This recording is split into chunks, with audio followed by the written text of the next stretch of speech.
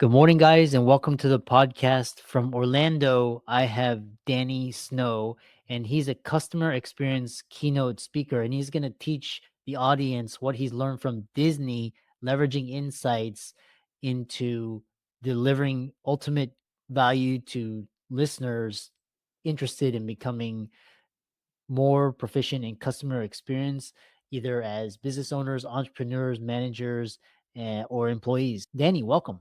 Yeah, thank you very much for having me on the show. Yeah, I've been looking forward to our conversation. Yeah. Yeah. I really am interested and fascinated in talking to you because this customer experience and I was reading a book about touch points, but briefly talk about your journey and how you came to be doing what you're doing now.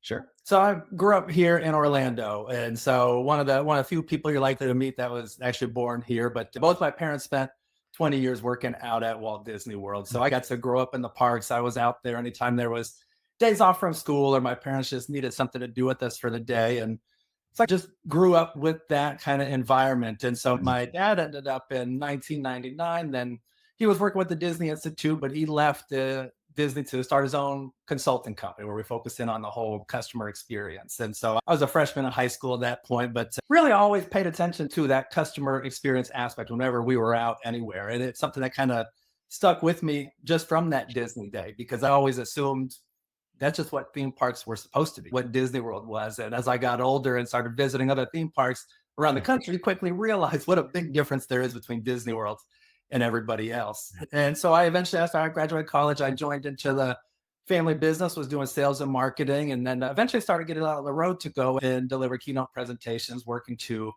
really help organizations around the world find those ways that they can differentiate their business. Because I don't care what it is, if it's thrill rides, hamburgers, banking, financial services, there are 100 other companies right around you that all do pretty much the same exact thing. Hmm. How can we stand out? And so that's really what our company does, and what I spend my time doing now is helping companies find those ways to really stand out in a very competitive marketplace. Fascinating. And so there's so many questions I have for you. And the first question I have for you is, again, I was alluding to this book called Touch Points, talking about the customer experience and journey. How does Disney use these various touch points to enhance the customer experience and make Disney uniquely Disney? I think one of the key things they do is they see every single step, every single touch point through the lens of the guest, through the lens of the person that they're serving in that moment. Hmm. So based on whatever processes it might be, one that we use in our consulting is getting the guests from the hotel or from the parks back to the hotel at the end of the evening. The fireworks have gone off. Now it's just you watch these poor folks as they're dragging out of the park in these moments, because this was a long day out of Disney, right? You spent an ungodly amount of money, you're exhausted, but this has still got to be Disney. So they looked at, okay, they're going to ride the bus. They're going to walk into the hotel. They're going to walk through the lobby. They're going to walk down the hallway down to their room. They're going to now open the door back into their room. Here are a lot of different areas that we can enhance the experience and make people remember that they're still at Disney. The bus drivers, they'll sit there, they'll get kids singing along to the different Disney songs, or they'll do Disney trivia contests. And the thing we like to highlight here is that the bus drivers, they were already driving the buses. Okay, so there was no added cost to Disney. There was no added time. But it was taking a step back and looking at something that they'd already been doing out there since 1971 and seeing those moments through their lens. And one of the best ways, it was a housekeeper, and her name was Helen. One day she was doing the evening turn down service. And you know how the guests, the kids will have the stuffed Disney characters like the Mickeys and Plutos. And she put them up on the kids' beds and she tucked them in. And she just left a little note saying, I know you had a busy day. The characters told me they were tired, so I tucked them in for you. Yeah. And so now you got this family that's walking back, that's exhausted, that's fighting with each other, that's pissed off. They spent all this money just to come out here and fight in another state. And they walk back in, and this is what they see, and it becomes Disney again. And it's those moments across all these different touch points that I think Disney really does it better than everybody else. And it's those easy, very inexpensive, and oftentimes just free principles that we teach as well, as those are the things that really help you stand out in customers' minds when they think about where are we going to go back to now that we've already been here once before. Interesting. The next question I have for you is, because Disney is really a storybook organization to learn from, Mhm. either positive and negative. So you talked about the positive aspects. Talk about the negative aspects, because when I was growing up, everybody was like a family rite of passage. If you didn't take your kids to Disney World, you were considered like it was odd. Right. Yeah. And Something was wrong. and all I remember is it was fun, but I remember you stand in line for 3 hours for a 5-minute ride, and then I'm like, and then it's, like, hot as hell. It's so what has Disney done to, deliver a world-class customer experience? Yeah. It is miserable in the summers here. If you've been here in Orlando in the middle of summertime, I don't why they built the park here. It's always a mystery because it's miserable.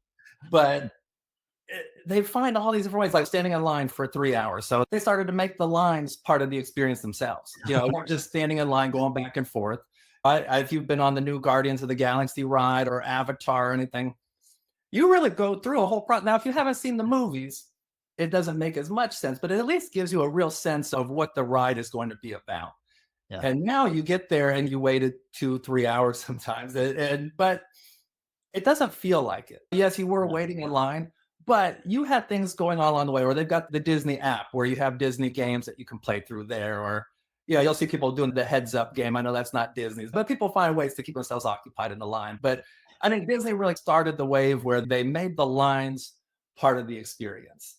mm, And like to your point, getting the kids out there, that is such a huge thing and something that they're working on right now because it is so expensive. Like they're yeah, currently offering a deal. I think it was 50% off of kids' tickets for the summer from 2 to 8 years old yeah, because they know they got to get those kids in now. So 20 years when they have kids, they're going to bring them back again. And then when they're grandparents, they come back. And so it's this whole cycle where if you start missing out on this wave, because there are so many choices that are out there, yeah, now you find 10, 20, 30 years from now, we're in a world of hurt. And then you got different culture wars that ended up going on too that I know did impact a lot of the business there. I think that's all a learning curve. You find out what works and stick with it. And you should bet on Disney. I think if anybody's going to figure it out and do it the right way, I think they're the one that's going to do it. yeah.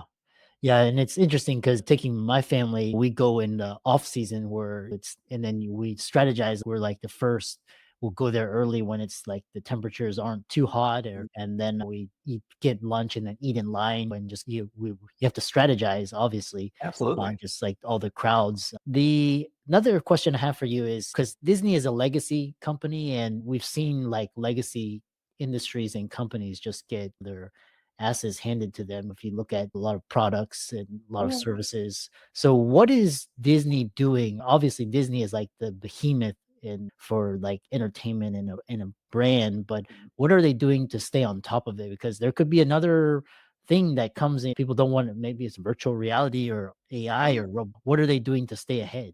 There is a ton of that, and right now we got opening up in a couple months the Universal Studios Epic Universe that's going to be here. So that's going to be a huge draw, and I think Universal has really helped Disney find ways that they got to keep innovating because for a while it was all about the nostalgia and the old rides and everything, but that wasn't really attracting a lot of the younger guests anymore. So now you're getting more of the cool experience through rides like Guardians of the Galaxy, which is by far the best attraction out of Disney. It's an amazing ride, but I think it's forced them to step their game up in a lot of ways and how they're getting ready to approach some of the new projects that they're going to be doing as a way to keep competing and stand out because these rides, they just keep getting better and better. And but then they cost $500 million. So now you got to keep rising ticket prices. And I know it's a vicious cycle right there. And so I think what they're finding out is they had to raise the prices because those rides were so expensive. But now we're dropping off because it's hot, it's miserable out there. But again, they're looking at how can we entice these kids to get back in here because they've got that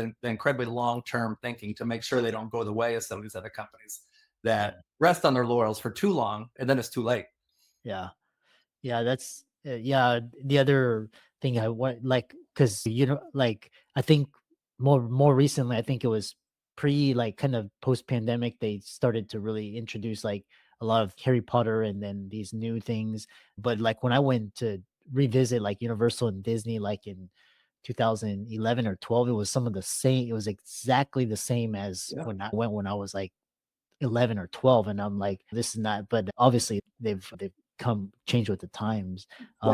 Yeah, with branding, Disney has built a really awesome brand, and How does now these days companies can't compete on price and product alone, and now brand and culture, we saw that with Zappos, are now prized possessions. So talk about how people can't, or how companies can't compete on price and product alone anymore. Yeah, every study that's out there over the last couple of years really highlights that it's the experience that's going to set you apart because there's always what other products are. There's always be something that sells more cheaper. There's going to be somebody that's closer to you. But we've got our favorite restaurants. I've got my dentist that I've been going to for 20 plus years, and none of them are very close, but you'll bypass a lot of other options because you always know the experience that you're going to get there. And people have proven themselves. Like one of our favorite restaurants, it's called Bonsai Sushi. But I remember the very first time I went with my dad and got something that was fantastic. But we went about a month later, couldn't remember what I had. But so we ended up having the same waitress, and I said, "We were here a while ago. I had something that was fantastic." She says, "Oh, you had the dragon roll, and I remember you really liked it." And it's my dad. You had the California or lunch. I forget exactly what he had, but this was only meeting us one time and remembered that. And we would go back time and time again because the sushi was great, but we've got a lot of sushi restaurants that are right around us that are all fantastic. But whenever it was time to go and we know that something needed to be done, to Bonsai Sushi. And it was because of the people there. It was clearly trained, but clearly just know how to work with people and how to interact. And that's where I think most companies fall short is they don't train for that. They train and hire to fill a role. They maybe just need a body to fill the role there, but here's what you need to do the job. Now go do it. But Yeah. when you don't have that human connection, and now a lot of your guests I know focusing on AI and building a lot of that, and that's becoming more and more of our lives. And it'll get better, I know, but I'm always one where I hate taking out the human element there because I think that's where we really have the chance to separate ourselves. And I think the companies that truly focus in on that, train for it, and constantly reinforce it are the ones that are going to stick around and be here for the long term. And even when we have the ups and downs in the economies, those are the ones that tend to stick around. Yeah. You talked about now it's all about experience and memories. And how can a company, just people listening to this podcast, founders, CEOs, entrepreneurs, and how can they build a company that consistently wows the people they serve through experiences? So look at it. So Gallup has this customer expectations hierarchy that they found through their studies where they went through, doesn't matter what industry you're in, but at the bottom, fundamentally, we as customers, we expect accuracy. You've got to be accurate in your descriptions. The food has to be correct. You know what? If those basic things aren't met, then it doesn't matter how good you are at anything else. Nothing else matters. So you've got to get that right. Yeah. Next part up then was availability, was being when I need you, how accessible are you? How easy is it? Are you responding to my emails and my calls in a timely manner? Or am I being greeted right when I walk on property there with a friendly smile? Just something to let you know, I see, I know you're there. Maybe I'm busy helping another customer, but at least I see that you're there. Yeah. Building on that from there, then you go into a sense of partnership where as me as the customer, do I feel that you've actually cared about me? You've actually cared about the experience that I've had here, or do I feel that I'm just another transaction? If you're the nurse and you're doing a blood draw, I'm just your 10 a.m. blood draw, but now you got a 10:30, you got an 11. No real care there. And so there's all these little ways, but then the final piece of it at the top of the pyramid there, which is what they say is advice. When you can teach your customer something they didn't know before, when they become better off because of the interaction that they just had, that's where you really start to lock in the loyalty. And so when you start to put these four pieces together, that accuracy, availability, partnership, and advice, that's where you really start to wow your customers at every step. And it won't be appropriate probably in every step to teach somebody something new. Yeah, it'd be great if you could, but that's not realistic. But if you're always finding that way to at least create a sense of partnership with your customers, you're going to win a lot more of them than you won't. And so that's where we teach those moments of wow is how to do that. And we use that pyramid from Gallup, which I think is a fantastic resource. I think the next $1 billion idea is somebody listening to this podcast is how someone can transform the healthcare experience into a Disney experience. So that would be, I think that's Yeah, the, there that's are a awesome. lot of great, another great guest for you. I've been introducing to this one is Jake Poor, ex-Disney guy as well, but he really, that's his focus is on the hospitals there and trying to get, what if Disney ran your hospital? And he's phenomenal. And they need a lot of work too, but I have noticed too over the years, the incredible strides that a lot of these hospitals have made. Like 7 years ago, my father had a heart attack while he was working out, and he Mhm. survived, but he needed to have quintuple bypass surgery. Yeah. And so this hospital had an app. So while he was in surgery, it was constantly updating us the entire time. So we were not out in the waiting room for 5 hours with no clue what's going on. And I know that was one of those things where they saw through the lens of their patient, this is a moment that we can deliver something here for somebody. I've had nurses, I was going to visit a sick grandma, and a couple of nurses were on the elevator with me, and they said, sounds like somebody died in here. It was one of those where I was fortunate I didn't know what that smell was, but it's something where that shouldn't be said in front of a patient. Whether so there are a lot of those little moments where I think there is work to be done. But from what I have seen in my limited experience, fortunately, in the hospitals, is that I've seen a lot of great progress. But Jake Poor, if you are looking for another guest, I think he would be a great one for you. Yeah. Another question is organization runs on its employees. And as a consumer and a entrepreneur and a customer, I'm always looking at, is this, I can walk into a storefront or a restaurant, and I'll immediately, like, this will be out of business in 1 or 2 years, 5 years, based on the employees. So what can people learn from Disney to get their employees more engagement? Because a lot of places you go and they're like, the employees are disengaged, they don't care. Yeah. They How do you improve that? And it starts with the hiring process. You put in the job descriptions of what's expected. You're hiring for this, but you're training for it. But then you've got the managers and leadership that are out there that are reinforcing this on a daily basis. And when you see this happen, because it happens everywhere, we see that all the time. And then a lot of times you see it's the manager, they're doing the same exact thing. These managers will say one thing, but then you follow their behaviors and you know something's missing there.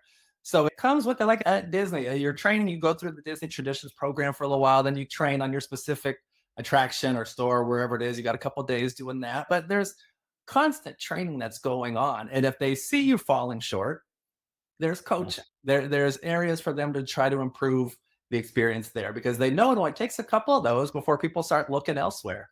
And every store you go into nowadays, yeah, there's people that are looking at their phones or they're just talking amongst themselves rather than worrying about serving you.